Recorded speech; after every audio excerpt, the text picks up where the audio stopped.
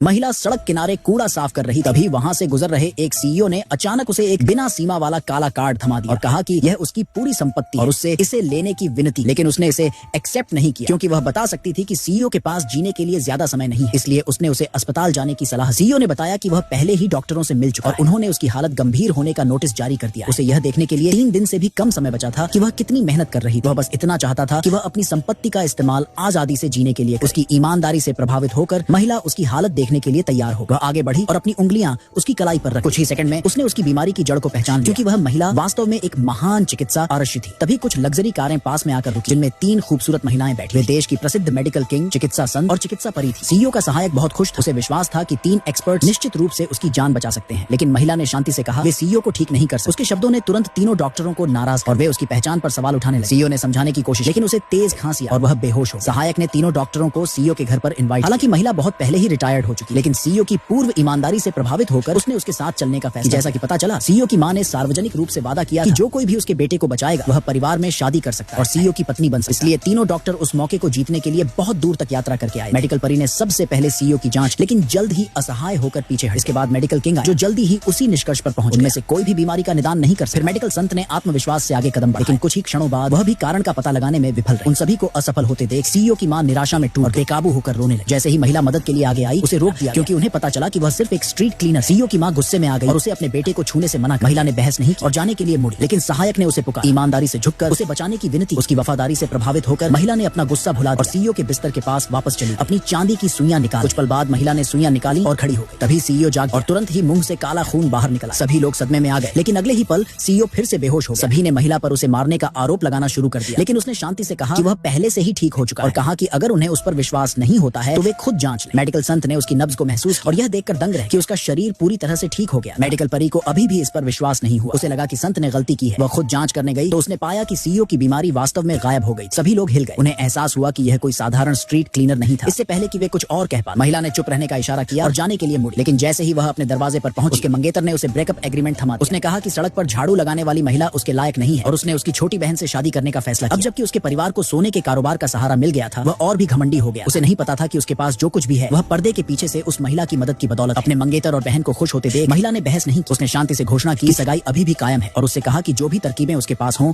वह दिखाए।